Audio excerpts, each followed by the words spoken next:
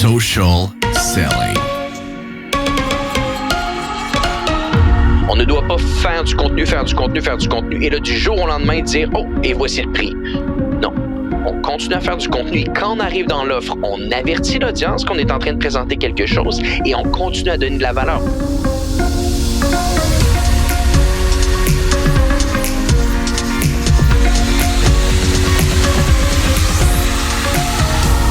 Bonjour à tous et bienvenue sur Social Selling, le podcast 100% Facebook Ads présenté par l'agence J7 Media. Mon nom est Antoine Dalmas. Aujourd'hui, je ne suis pas seul.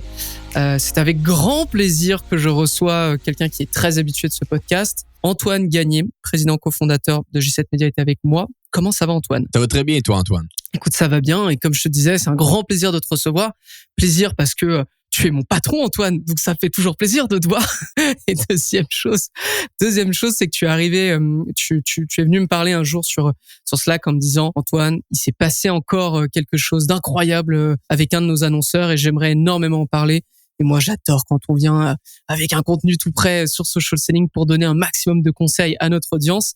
Donc, je suis ravi de t'avoir avec nous et comme tout le monde peut le comprendre maintenant, Antoine, tu es venu nous parler d'une étude de cas, de quelque chose que tu as fait, ou que l'équipe en tout cas a fait avec un annonceur chez J7 Media. Et voilà. Donc, on va commencer sans plus tarder. Je vais te poser la première question. Quel est le domaine de ton ou ta cliente? Ouais, donc c'est une cliente qui œuvre dans le domaine infopreneuriat, c'est-à-dire qu'elle va chercher des leads avec la publicité sur les plateformes de Meta, amener des gens à son webinaire, vendre un programme par la suite relié à la productivité. Donc, comment être plus efficace au travail, comment faire plus en moins de temps, comment travailler intelligemment au lieu de nécessairement que travailler fort. Donc, elle vend des programmes et elle nous a fait confiance pour amener le maximum de gens à son webinaire et l'aider à bâtir une séquence, un mécanisme qui, ultimement, pourrait lui générer des profits. D'accord, parfait. Et comment elle faisait son acquisition auparavant? Est-ce qu'elle utilisait déjà Facebook Ads avant J7? Ouais. Donc, je peux partir à la base et faire des très longs monologues comme je suis habitué de le faire. Donc, peut-être pour revenir vraiment à la base. Donc, je crois que ça fait plus un an et demi environ qu'on travaille avec cette cliente-là et quand elle est venue nous voir à ce moment-là, en début 2022 ou fin 2021, je crois que c'était la fin 2021, on était face à un cas d'une cliente qui n'avait plus de mécanisme de commercialisation qui était fonctionnel, littéralement. C'est-à-dire, c'est une personne qui avait eu un mécanisme de commercialisation très, très fonctionnel pendant la COVID avec un webinaire. Avec un webinaire, des sommes massives avaient été investies, des coûts par lead qui étaient intéressants, des taux de conversion qui étaient intéressants également, jusqu'à une chute des résultats. Comme n'importe quelle offre, comme n'importe quel webinaire, risque d'avoir au moment de sa vie. C'est-à-dire, pour tous les gens qui nous écoutent aujourd'hui, ça, c'est un point important. Si votre offre fonctionne bien aujourd'hui, n'assumez pas qu'elle va fonctionner ad vitam aeternam.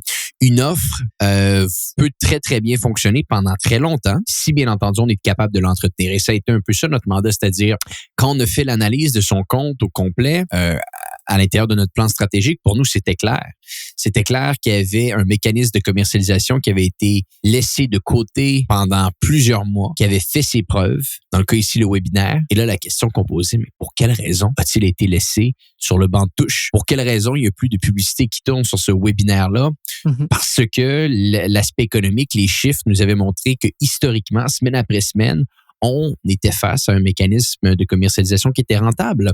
Donc, ça a été ça, nous, le premier point qu'on a voulu amener à notre cliente ici, c'est de dire pourquoi. Pourquoi ça ne tourne pas?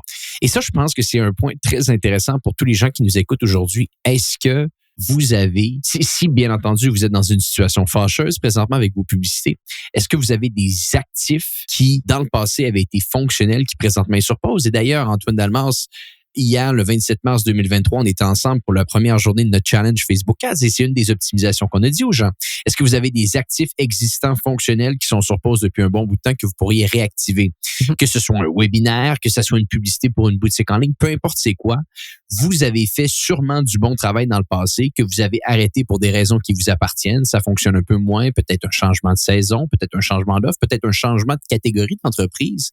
Mais tout de même, si vous êtes dans une situation complexe, comme notre cliente l'était à l'époque, est-ce qu'on peut relancer ces actifs performants-là? Et nous, ça a été ça la première question qu'on a posée ici. D'accord. Donc, en fait, tu avais une infopreneur qui avait peut-être subi de la fatigue d'offres. Elle n'arrivait plus à s'en sortir avec son webinaire, elle la coupe. Bien plus tard, elle essaye d'autres choses, ça fonctionne pas. Vous arrivez, vous faites un récap sur ce qui s'est passé auparavant et là, vous observez qu'il y a un webinaire qui, lorsqu'on regarde globalement, avait de très bons résultats et vous décidez de le relancer. C'est ça? Exact. Et quand on le relance, comme ça se déroule très souvent, ça fonctionne.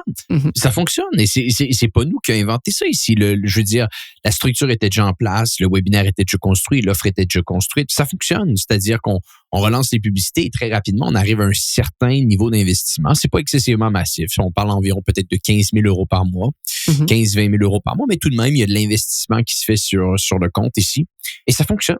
Et ça fonctionne pendant un certain temps. D'accord. Encore une fois. Parce qu'il y a un nouvel enjeu il y a un nouvel enjeu qui arrive, c'est ça? Comme n'importe quelle campagne, comme n'importe quel tunnel de vente, ça fonctionne pendant un certain temps et à un moment donné, le webinaire, ce n'est plus qu'il fonctionne plus, c'est simplement que les économiques vont à la baisse. D'accord. Les économiques vont à la baisse. Donc, pour essayer de bien situer les gens qui nous écoutent aujourd'hui, on est face à une séquence ici d'une cliente qui ne va pas faire une vente sur le champ. C'est-à-dire que le webinaire est un prélude à un appel de découverte avec ce qu'on pourrait qualifier un commercial. On appelle ça un commercial. En Europe, on appelle ça un vendeur au Canada qui va prendre le téléphone et qui va s'entretenir avec une personne qui vient d'écouter le webinaire. Donc, c'est ça le mécanisme. Une publicité sur les plateformes de Meta, une inscription à un webinaire, un SLO, donc un Self-Liquidating Offer sur la page d'atterrissage qui arrive à liquider le coût publicitaire peut-être sur un ratio de 0.3, 0.4 sur 1. Donc, ce n'est pas rentable avant le webinaire, mais tout de même, on arrive à faire quelques ventes. Un webinaire qui va être en live une fois et par la suite va être préenregistré les autres fois dans le mois. Donc, on est davantage à un cas de webinaire evergreen, mais qui est fait de manière quand même intéressante, c'est-à-dire les gens n'ont pas accès au webinaire directement. Les gens ont accès au webinaire à un moment précis, à une date précise dans la semaine, mais c'est un webinaire préenregistré. Donc, c'est quand même assez intéressant dans la manière que c'est fait. Le webinaire a lieu, l'offre a lieu à la fin, un appel de découverte est fait avec un vendeur et par la suite, l'appel de découverte va se dérouler et l'offre en soi est valide pendant un certain temps seulement. Donc, ça pousse les gens à vouloir prendre un rendez-vous rapidement. Okay. Et nous, notre travail, essentiellement, c'est d'amener des leads, d'amener des gens qui se connectent au webinaire et par la suite, qu'est-ce qu'on regarde? On regarde encore une fois le CPL, le pourcentage de gens qui viennent au webinaire et le nombre de rendez-vous. D'accord. Et le nombre de rendez-vous. C'est ça les métriques qu'on regarde. Et à un certain point, oui, je te confirme, les métriques du nombre de rendez-vous allaient à la baisse. Donc, tu te retrouves dans la même situation que ta cliente, mais sauf que cette situation, elle l'a vécue bien avant. Oui, et ce qui est intéressant ici, c'est qu'à la base, notre mandat était orienté au niveau des publicités, comme c'est le cas pour la majeure partie des mandats qu'on va faire dans notre organisation, jusqu'à un point où on dit les chiffres vont à la baisse, on est tous capables de s'en rendre compte. Que diriez-vous qu'on analyse ensemble le webinaire? Que diriez-vous qu'on analyse ensemble sur le webinaire? Et tu te rappelles, Antoine Dalmas, récemment sur le podcast Social Selling, on a parlé encore une fois d'un client qu'on a chez nous, qu'on a construit de A à Z son webinaire, qui avait une approche hors ligne, qu'on l'a amené en ligne et qui, les résultats sont assez exceptionnels. C'est même beaucoup plus élevé que ce qu'on avait dit la dernière fois, finalement, avec un petit peu plus de chiffres rétroactifs. Donc, bref, avec la cliente ici, on ouvre la porte à une discussion, à une analyse du webinaire parce que ce qu'on avait devant nous nous prouvait qu'il y avait beaucoup d'argent qui était laissé sur la table. Énormément d'argent qui était laissé sur la table. Et du coup? Et du coup, qu'est-ce qui se déroule? Donne-le-nous, Antoine. Donne-le-nous. Donc, on analyse le webinaire et c'est bon. Pour tous les gens qui nous écoutent aujourd'hui, qui sont en infopreneuriat, lead generation, je vais vous dire un petit peu, nous, comment on analyse les webinaires de la manière qui peut avoir des changements les plus rapides aux changements, comment qu'on est capable d'aller générer un maximum de résultats en changeant simplement une partie d'un webinaire. Et ça fait quelques fois qu'on le fait, les résultats sont quand même au rendez-vous. Donc, on va reprendre notre fameuse pyramide du pacto. Là, on est dans un webinaire, on est dans une présentation webinaire. Donc, est-ce qu'on est capable de changer les paramétrages? Pas du tout. Ça, c'était sur Facebook. On est maintenant en train d'analyser un PowerPoint d'un webinaire. Est-ce qu'on est capable de changer les audiences? Pas du tout. Ça, c'est sur Facebook. Est-ce qu'on est capable de changer les créatifs? Pas du tout. Encore une fois, c'est sur Facebook. Surtout que tes audiences et tes créatifs, de base, fonctionnaient. Donc là, c'est peut-être autre chose. Voilà. Bien sûr. Et est-ce qu'on est capable d'ajuster le tunnel de vente? On peut le faire, mais dans le cas ici, on avait quand même une bonne structure avec un SLO qui était capable de couvrir une partie du coût publicitaire. Donc, encore une fois, le tunnel de vente, même là, on peut pas tellement le modifier, ou du moins, on a déjà fait les modifications dans le passé. Donc, qu'est-ce qu'il nous reste? Il nous reste l'offre. Il nous resterait peut-être le webinaire en soi au complet, mais nous, on s'est vraiment attaqué à l'offre. On s'est vraiment attaqué à l'offre parce que c'est souvent ça qu'on voit qui a un peu un enjeu avec beaucoup de gens qui vont faire des webinaires. Et je pense que l'enjeu, c'est simplement parce qu'on a peur de vendre. On a peur de vendre, on se sent mal d'essayer de demander de l'argent des gens contre notre offre de service. C'est peut-être relié à nos antécédents judéo-chrétiens qu'on a tous et chacun, mais au final, c'est un enjeu que souvent les francophones ont, mais que les anglophones n'ont pas. Donc, nous, on a beaucoup de croyances limitantes à les défaire des fois chez nos clients. C'est-à-dire, c'est correct de vendre. Enlève-toi de la tête que tu ne peux pas faire une offre. Enlève-toi de la tête que tu ne peux pas faire une offre. Parce que souvent, quand on analyse les webinaires, les gens font 1h15 de contenu et on a été coupable de le faire. On a été coupable de le faire, je tiens à le dire, nous aussi. Ils font 5 minutes d'offre ou 7 minutes d'offre. Et ils le disent une fois. Et ils ne pratiquent pas nécessairement comment l'offre est faite. Mais comment voulez-vous que votre audience achète votre offre à la fin d'un webinaire, d'un challenge, si l'offre n'est pas claire? Mm-hmm. Donc, c'était ce qu'on avait ici. Peut-être si je sors des chiffres, là, ça peut devenir intéressant. Donc, on avait, avant qu'on fasse cette intervention-là, une cliente qui, avait peut-être environ, je donne les derniers chiffres qu'on avait juste avant les changements. Donc, je vous donne les 4 derniers avant le changement. 155 personnes qui étaient inscrites au webinaire, 45 personnes qui étaient en live, 5 rendez-vous bookés. OK, 5 rendez-vous bookés. Nous, on s'arrête ici après, c'est pas nous qui va faire les appels de vente, là. Mais 5 rendez-vous bookés, tout de même, il faut le dire. Il y a eu 4 ventes qui ont été faites sur ces 5 rendez-vous. Un taux de closing incroyable. Autre webinaire après, 190 personnes inscrites, 61 personnes en live, 5 rendez-vous bookés. Donc, on a un taux, encore une fois, de 5 rendez-vous sur 61 personnes en live. C'est pas tellement élevé. Une seule vente ici. 236 personnes, 55 personnes qui étaient en live, 7 rendez-vous bookés. Et l'autre d'après, avant qu'on fasse les changements, 199 personnes inscrites, 59 personnes en live, 2 rendez-vous bookés. Donc, c'est des taux de booking, des pourcentages aphémiques. C'est minuscule. Et il fallait faire quelque chose. Donc, on s'est attaqué à ce qu'on connaît le mieux, l'offre.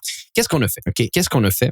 Premièrement, on est allé intégrer dans la tête de notre cliente l'importance de faire ce qu'on appelle le stack. Qu'est-ce que le stack? OK? Donc, le stack, et ça, c'est des discussions qu'Antoine Delmonte, on a très souvent ensemble qu'on construit des produits pour notre organisation. Le stack, essentiellement, c'est ce qui se retrouve dans votre offre, mais qui est expliqué d'une manière à ce que le client voit énormément plus de valeur. Donc, si on peut simplifier ça d'une manière très compréhensible pour notre audience, aujourd'hui, un stack, disons que vous avez 5 choses qui vont faire partie de votre offre. Vous allez avoir, on va dire qu'on va le segmenter en semaines. Vous allez avoir des choses qui vont se passer à la semaine 1, à la semaine 2, à la semaine 3, à la semaine 4, à la semaine 5. C'est ça le programme que vous allez vendre.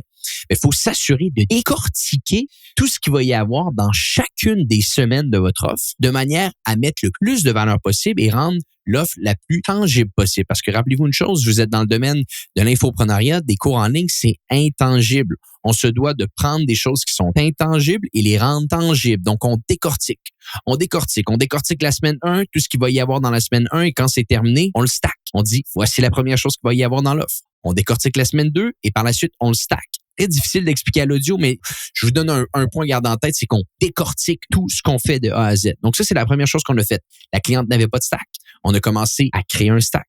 La deuxième chose qu'on a faite, on a intégré ce qu'on appelle du social proof dans le stack. Moi, c'est une des choses que j'aime le plus faire. C'est quand tu stacks quelque chose de ton offre, à l'intérieur de la semaine 1, tu intègres un social proof, tu intègres un cas client qui s'est très bien déroulé, une étude de cas. Tu n'intègres pas les études de cas après avoir fait ton offre. Tu intègres les études de cas à l'intérieur de ton stack. Deuxième chose qu'on a faite ici.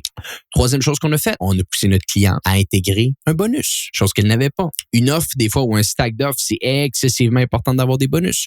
On a intégré un bonus. Qu'est-ce qu'on a fait par la suite? Point 4. On a intégré un effet de rareté, un nombre limité de rendez-vous qu'on va prendre cette semaine pour notre cohorte de cours qui commence dans les semaines qui suivent. Point 4. Point 5 qu'on a fait, on a donné un effet de date limite, de scarcity. Ou est-ce qu'ici, qu'est-ce qu'on a été capable de faire, ou plutôt pas un effet de scarcity, un effet d'urgence, urgency. Ou est-ce qu'on a dit que vous aviez jusqu'à dimanche pour booker un rendez-vous, OK? Donc, on intègre un stack, on intègre des études de cas à l'intérieur du stack. On intègre de la rareté, on intègre des bonus et on intègre de l'urgence. Ces 5 points-là. Et là, on est passé d'une offre qui durait 5 à 7 minutes à une offre maintenant qui prend 50% de sa présentation. Et c'est là la magie un petit peu de l'offre. C'est que quand vous arrivez au moment de présenter votre offre de service, votre clientèle dans l'audience doit sentir que c'est une continuité du webinaire dans le cas ici, d'un challenge des fois ou d'une présentation si c'est un autre type de mécanisme. Ça doit être vu comme une continuité. On ne doit pas faire du contenu et là du jour au lendemain dire « Oh, et voici le prix ». Non, on continue à faire du contenu et quand on arrive dans l'offre, on avertit l'audience qu'on est en train de présenter quelque chose et on continue à donner de la valeur. On continue à donner de la valeur avec des études de cas. On continue à donner de la valeur avec du storytelling et on s'assure de bien décortiquer, comme je l'ai mentionné, et on ajoute les effets d'urgence, les effets de rareté, les effets de bonus, etc. Hey, j'interromps votre épisode de Social Selling pour parler à notre audience canadienne. Si vous cherchez un job en tant que média buyer, c'est possible. J7 Media ouvre de nouveau son recrutement sur le sol nord-américain pour des postes de média buyer ainsi que de directeur de compte en publicité Facebook. Rejoignez une équipe pleine d'ambition, soyez formés aux meilleures pratiques Facebook Ads et devenez un pilier de la croissance pour vos clients. Pour plus d'informations, ça se passe sur l'onglet carrière de J7 Media au j7media.com. Retour à l'épisode. Je vais appuyer le stack parce qu'effectivement, c'est quelque chose qui est un game changer, sérieusement, dans vos offres, dans ce que vous pouvez vendre après un webinaire, même après un challenge. Stack veut dire, à moins que je me trompe, mais empilement, ou en tout cas une pile de quelque chose. Bien sûr. Imaginez, vous vendez un coaching pour, devenir un meilleur cuistot, par exemple, un meilleur cuisinier. Au lieu de dire pendant 7 semaines on va faire des cours de cuisine, c'est de dire semaine 1 vous allez recevoir tel cours, vous allez recevoir tel template, vous allez recevoir telle étude de cas qu'on a fait, vous allez avoir X, Y, Z, ok. Semaine 2 vous allez recevoir ça. C'est vraiment tout diviser et expliquer mot à mot tout ce que la personne va recevoir. Au lieu de se dire je vais recevoir un coaching de 7 semaines, elle va recevoir un PDF de liste à puces qui est rempli de plein de choses en fait, et tout de suite c'est beaucoup plus, comme tu dis Antoine, c'est beaucoup plus tangible et ça augmente un peu le volume perçu de ce que tu reçois. C'est pas un coaching là, c'est 800 trucs différents, que ça soit des templates, que ça soit des bonus, que ça soit du support, que ça soit des cours, que ça soit de l'emailing, n'importe quoi, et du coup ça fait beaucoup plus de volume. Rendre des choses intangibles et les rendre tangibles. C'est ça. Prendre des choses intangibles et les rendre tangibles, c'est ça l'idée. Et la meilleure manière de le faire, c'est de décortiquer et d'intégrer qu'est-ce qu'on a dit, les bonus, l'urgence et la rareté. Et là, on passe d'une offre qui dure 5 minutes à une offre qui dure 45 minutes. Et ça a été quoi, du coup, les résultats pour toi, Antoine? Pardon, je t'ai coupé. Antoine Dalmans veut savoir les résultats. Donc, est-ce qu'on les partage avec l'audience? OK, donc, je vous rappelle, le dernier webinaire qu'on a fait avant les changements, 2 rendez-vous au total qu'on a été capable de booker sur 59 personnes en live. OK? Premier webinaire qu'on fait les changements. 475 personnes inscrites, 127 personnes en live. Donc là, on avait beaucoup plus de gens. On passe de 2 rendez-vous à 23 rendez-vous. Il y avait beaucoup plus de personnes en live. Okay, beaucoup plus de personnes en live. Donc, le pourcentage de prise de rendez-vous est passé de 1% à 4,8%. On a littéralement fait x5. Si on regarde le pourcentage de prise de rendez-vous sur le nombre de personnes en live, parce que juste regarder de 2 à 23, c'est pas juste si on regarde pas le nombre de personnes qui est en live. Autre webinaire par la suite, on arrive à 11 rendez-vous bookés sur 93 personnes en live et 308 personnes inscrites. Donc là, notre taux de pourcentage de rendez-vous passe de 4,8 à 3,6. L'autre webinaire d'après, on passe à 19 rendez-vous, 197 personnes en live et là, on a un taux de pourcentage de prise de rendez-vous de 3%. Mais là, notre nombre de volumes a augmenté. On est rendu à 197 personnes en live et malgré tout, on est à 3% de prise de rendez-vous. L'autre d'après, 21 rendez-vous sur 193 personnes en live. L'autre d'après, 20 rendez-vous sur 263 personnes qui étaient en live. OK? Donc, écoutez, c'est juste pour vous donner un peu ces chiffres-là. On a fait du x5, on a fait du x4 sur les prises de rendez-vous et on n'a pas changé le webinaire. On n'a pas changé le contenu du webinaire. On n'a rien changé du storytelling, de l'introduction ou de la fin. On a changé l'offre, le stack. Donc, quand on vous dit dans le pacto que l'offre peut littéralement tout changer dans votre compte de pub, ben là, en ce moment, nos acheteurs médias ont l'air de des beaucoup plus grands génies que ce qu'ils sont, malgré qu'ils sont des très grands génies. Mais c'est pour dire que dès que vous êtes capable de mieux comprendre le marketing en général au niveau de l'offre, des tunnels de vente, votre rôle d'acheteur média est beaucoup plus facile. Donc, c'est ça la leçon peut-être à garder en tête aujourd'hui. C'est si vous êtes capable d'intégrer de plus en plus des principes marketing plus avancés dans votre achat média, votre achat média va être beaucoup plus facile.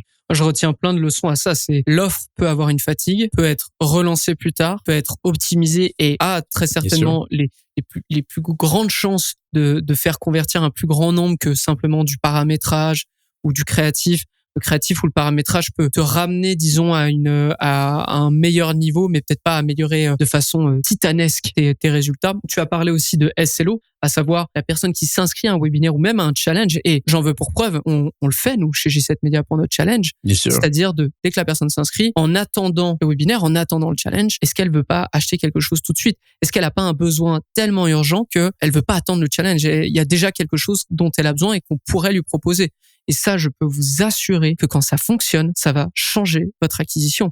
Parce que sur $5,000 dépensés, imaginez que vous arrivez à vendre un produit numérique ou n'importe quoi en attendant le challenge ou le webinaire à hauteur de 2500, au final, vous venez de réduire vos coûts de 2. Et en plus, ces personnes qui ont acheté, qui sont contents du contenu qu'elles ont acheté, il est fort probable qu'elles convertissent à nouveau sur l'offre suivante. Ça, c'est ce que Stéphanie on va faire un podcast pour décortiquer notre challenge. Ouais, bientôt, Antoine, il faut pas que tu dises tout à l'audience. Je veux pas trop en dire, mais c'est certain que si vous ajoutez une intention d'achat dès le début, bien sûr, forcément les gens ils sont contents une première fois, ils vous font confiance, puis on enchaîne. Moi, ce que ça me prouve, c'est que si on avait uniquement eu une approche d'acheteur média ici, on n'aurait pas été capable d'aider le client, peu importe les changements qu'on aurait fait au niveau de nos créatifs, de nos audiences, de nos testings, ok. À un certain point, et ça doit être la réflexion de n'importe quel acheteur média en 2023. Si vous avez intégré une compréhension de la création à ce que vous faites, fantastique. Maintenant, c'est temps de pousser vos réflexions encore plus loin. Vous êtes passé du niveau technique, vous avez intégré une compréhension au niveau créatif, fantastique. Maintenant, c'est important d'intégrer une compréhension au niveau des tunnels de vente et des offres, parce que si vous êtes capable d'amener ça dans votre compréhension, là, vous devenez un marketeur, un direct response marketer de très, très haut niveau. Parce que c'est ça le jeu. C'est ça le jeu. Si votre offre est plus intéressante, plus convaincante que ce que la compétition offre, automatiquement, votre achat média va être plus facile. C'est mathématique. C'est mathématique. Et nous, on le voit ici. En ce moment, on scale plus. On peut investir drastiquement plus dans nos campagnes. Et on peut se permettre un coût par lead plus élevé parce qu'on a été capable de faire le travail fondamental derrière. Du moins, la cliente le fait suite aux conseils qu'on lui a donnés. Antoine, j'allais te rejoindre complètement là-dessus. Ça allait être ma dernière leçon pour moi. Facebook Ads. OK, c'est de la publicité en ligne. Et finalement, c'est qu'une table de travail pour des marketeurs. Vous restez des marketeurs. Vous n'êtes pas juste des média buyers. Vous n'êtes pas juste bons à pousser des boutons et mettre on, off, telle audience. Non, il faut une compréhension, comme tu as dit. Il faut être capable de sortir aussi très souvent de Facebook Ads pour voir ce qui se passe derrière. Est-ce qu'il n'y a pas des frictions? Est-ce qu'il n'y a pas quelque chose qui peut être amélioré? Est-ce qu'il n'y a pas une information qui ne passe pas, qui est un peu ignorée et qu'on pourrait mettre en plus gros, par exemple? Donc, je suis complètement d'accord avec toi. Être un media buyer, c'est une chose. Être un marketeur, c'est mieux. C'est complètement mieux. Et c'est une étape à la fois. Je pense que ça peut être bien de commencer à faire de l'achat média. C'est ce qu'on fait un petit peu avec nos équipes à l'interne. On veut pas leur bourrer le crâne de plein d'informations dès qu'ils arrivent chez nous, mais dès que tu commences à comprendre un petit peu l'achat média, c'est là qu'on est capable d'aller à un niveau supérieur. Mais l'achat média, si on ne fait que ça, on va avoir une compréhension limitée sur le moyen terme. Tout à fait. Et qu'est-ce que vous testez pour la suite avec cette cliente? Là, la nouvelle approche maintenant, c'est de retravailler un petit peu plus le webinaire sur le début du webinaire. Okay. Amplifier beaucoup le storytelling. Ça pourrait être un prochain podcast d'ailleurs pour te dire un petit peu comment ça se déroule. Mais là, on n'a pas encore de data, ça vient tout juste d'être fait. Mm-hmm. Les premiers data ont vraiment été sur les 4-5 derniers webinaires avec l'amélioration du stack. Parfait. Mais d'ailleurs, je donne un conseil à notre audience. Si vous faites des webinaires, si vous mettez des replays, essayez d'utiliser justement les replays comme indicateur d'attention. C'est-à-dire que vous pouvez voir quand les personnes regardent en replay combien s'arrêtent à tant de secondes, combien s'arrêtent à tant de minutes. Et du coup, vous pouvez regarder rapidement, est-ce qu'il n'y a pas des moments où je suis moins impactant parce que je vois une baisse d'attention, je vois que les gens arrêtent le replay tout simplement. Et c'est des informations qui sont très, très, très, très précieuses. Antoine, merci d'avoir été avec nous. C'est encore une fois une superbe étude de cas. J'ai été ravi de t'avoir. Est-ce que tu as envie de terminer sur un dernier conseil, quelque chose pour notre audience? Abonnez-vous à Social Selling. On continue à sortir des épisodes et allez voir également de nouveaux podcasts No Pay No Play qu'on a fait l'acquisition récemment. Je pense que ça vaut la peine d'aller voir le tout. Tout à fait. Eh ben écoute, merci beaucoup Antoine. Merci à tous de nous avoir suivis sur Social Selling. Et quant à moi, je vous donne rendez-vous au prochain épisode de Social Selling. Social Selling. Social Selling.